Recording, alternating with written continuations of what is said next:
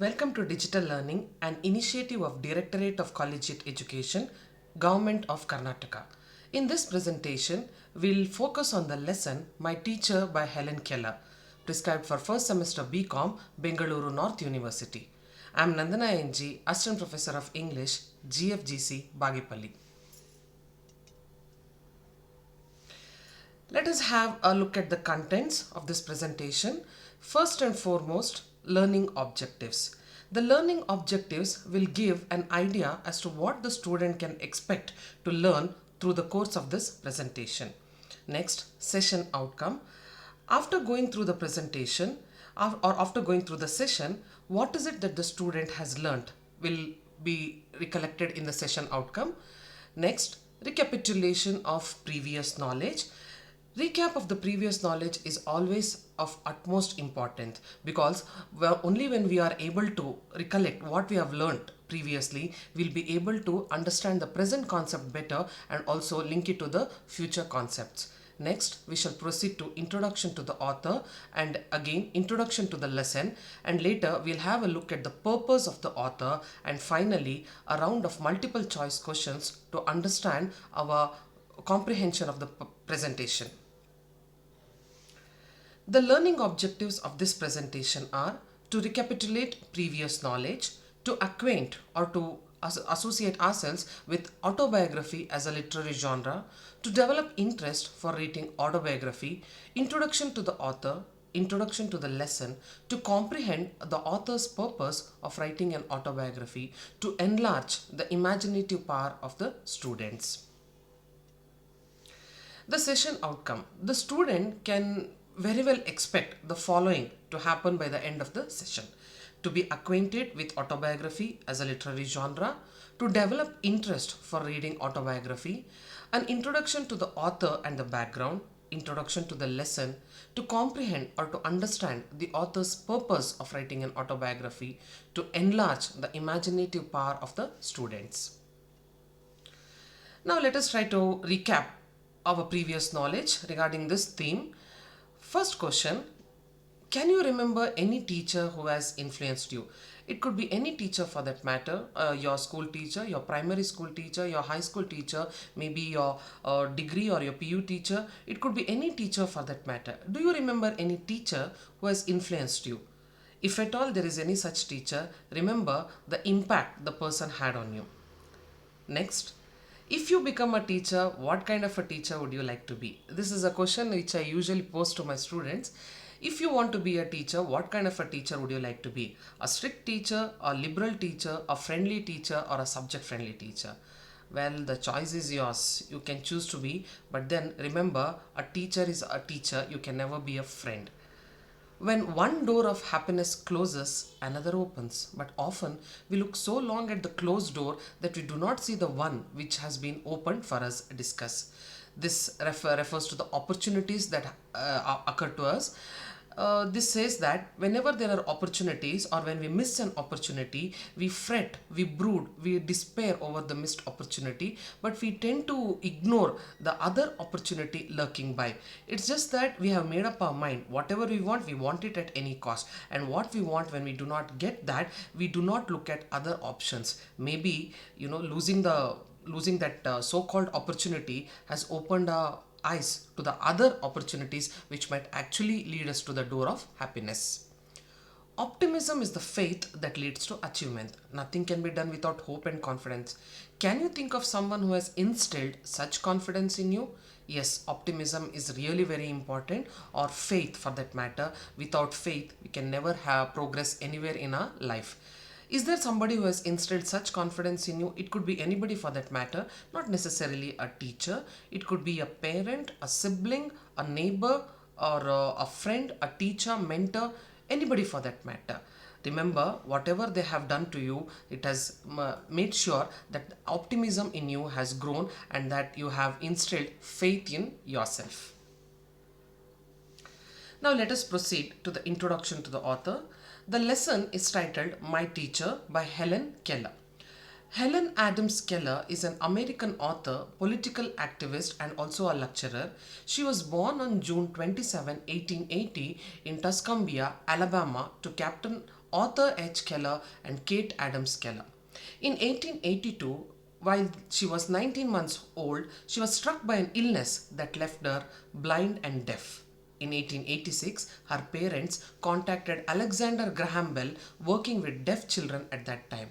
Bell advised them to contact the Perkins Institute for the Blind. The director of the institute asked former student Anne Sullivan to become Helen Keller's instructor. Thus begins the 49-year-long relationship with her teacher. Anne Sullivan, let me just add here, Anne Sullivan herself was blind in her lifetime, and after a corrective surgery she was able to communicate better. So I guess she was the best person, or she was the best person to teach Helen Keller. Anne Sullivan came to her house on March 3rd, 1887 and helped her to make tremendous progress with her ability to communicate. In May 1888, Helen Keller attended the Perkins Institute for the Blind. In 1894, Sullivan and Helen Keller moved to New York to attend the Humason School for the Deaf and Horace Mann School for the Deaf. In 1896, they returned to Massachusetts. Keller entered the Cambridge School for Young Ladies to prepare for Radcliffe College. If you observe here, you can see that Anne Sullivan was not the typical tutor or the teacher who just came to her house for a period of time and taught her something. In fact, you can observe here that Anne Sullivan was there with Helen Keller throughout her lifetime, or through all the important milestones of Helen Keller.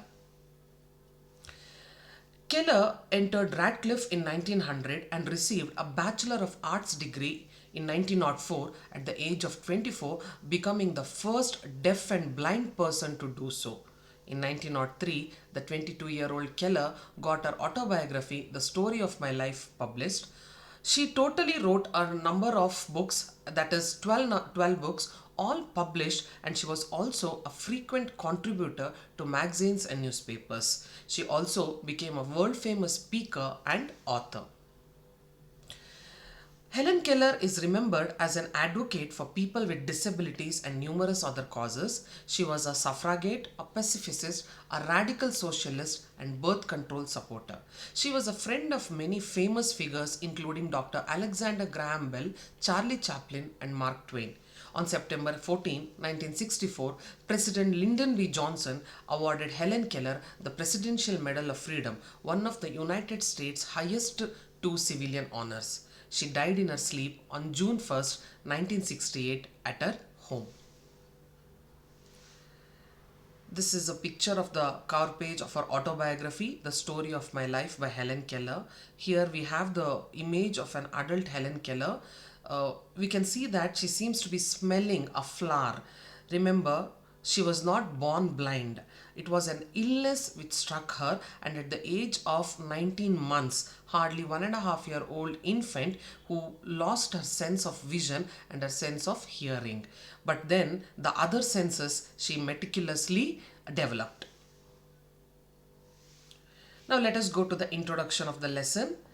The present excerpt is taken from her autobiography, The Story of My Life, which came out in 1903, or which was published in 1903. It is an inspiring story of a person who discovered the world through her fingertips with the help of a great and dedicated teacher. It reveals the true free spirit of an untamed, angry child locked in a lonely void, virtually a prisoner due to lack of communication. The lesson shows light on the 49-year-old long relationship with her teacher, Anne Sullivan, who came to her house on March 3rd, 1887 and helped her to make tremendous progress with her ability to communicate. It is also a remarkable story of teacher Anne Sullivan and her student Helen Keller, which has been told throughout generations. One cannot mention one name without thinking of the other, since the two lived and worked together interdependently for decades until Sullivan's death in 1936. Now let us try to understand the purpose of the author. Why did Helen Keller write her autobiography? Remember, Helen Keller was not born blind. It was an illness which struck her, and as a result she lost her sense of hearing and sense of vision. So Helen Keller's primary purpose was to inform others about what life is like for people with visual or hearing impairments. She wanted to guide readers through the journey of her life, education, and eventual glimmers of hope as a whole world of communication dawns. She wanted to help readers to identify those with sensory disabilities. She wanted to show the fundamental humanity of people with disabilities. Helen Keller wanted to showcase the prejudice. Prejudice means the discriminatory attitude of society against those with disabilities. The author's main purpose was to raise public awareness and openness about an issue that was often neglected. The medical profession began to investigate the issues and to carry out research to find out the real persona or the real personality behind the disability and not to write off people with disabilities. Let us try to recap whatever we have learned through the course of this presentation. Helen Adams Keller, an American author, political activist, was born on June 27, 1880. In 1882, while she was just 19 months old, she was struck by an illness that left her blind and deaf. The present excerpt is taken from her autobiography, The Story of My Life, published in 1903. It shows the beginning of a 49-year-old relationship with her teacher, Anne Sullivan, who came to her house on March 3, 1887 and helped her to make tremendous progress with her ability to communicate. Helen Keller received a Bachelor of Arts degree in 1904 at the age of 24, becoming the first deaf and blind person to do so. In 1903, 22-year-old Keller got her autobiography, The Story of My Life, published. It is an inspiring story of a person who discovered the world through her fingertips with the help of a great and dedicated teacher.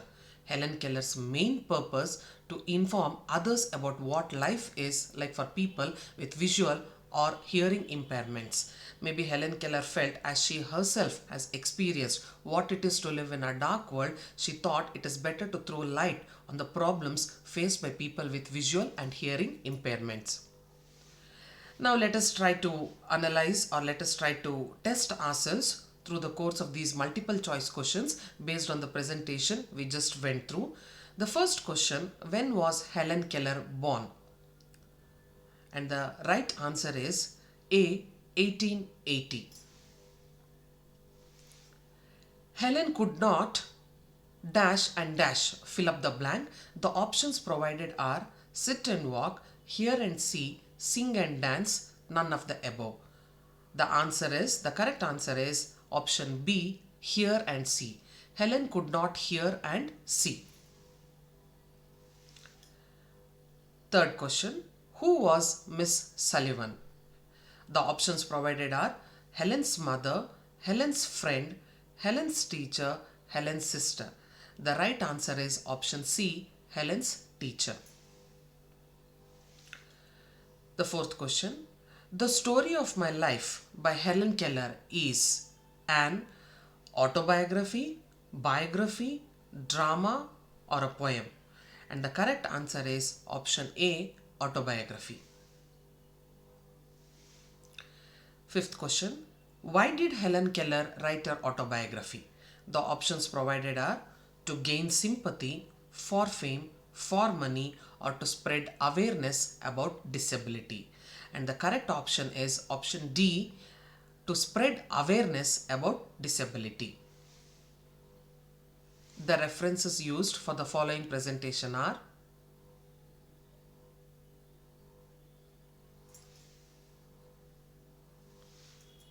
Thank you.